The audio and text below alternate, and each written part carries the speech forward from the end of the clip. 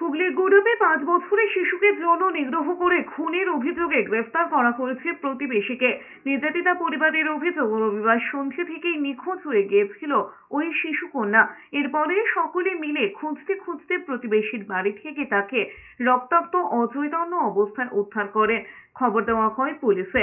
গোরাপ থানা থেকে পুলিশের একটি দল রাতেই ঘটনাস্থলে পৌঁছে শিশুকে ধনেখালি গ্রামীণ হাসপাতালে নিয়ে গেলে চিকিৎসকরা তাকে মৃত বলে ঘোষণা করেন। পরিবারের অভিযোগের ভিত্তিতে রাতেই প্রতিবেশীকে গ্রেফতার করে গোরাপ থানার পুলিশ। ধৃতের বিরুদ্ধে পক্সো আইনে মামলা রুজু হয়েছে। ঘটনা গুরুত্ব বিবেচনা করে ধনিয়াখালীর সার্কেল ইন্সপেক্টরের উপর এর তদন্তভার ন্যস্ত করা হয়েছে। রাতে ঘটনাস্থলে গিয়েছিলেন হুগলি পুলিশ সুপার এবং অন্য উচ্চপদস্থ আধিকারিকরা। অভিযুক্ত যুবকের বাড়ি শিশুটির বাড়ির পাশে। স্থানীয়দের দাবি, আগেও তার বিরুদ্ধে এই ধরনের অভিযোগ উঠেছে, কিন্তু সেগুলি সময়ের সঙ্গে সঙ্গে ধামাচাপা পড়ে গিয়েছে। অভিযুক্তে ফাঁসির দাবি করেছেন মৃত শিশুর বাবা মা এবং প্রতিবেশীরা।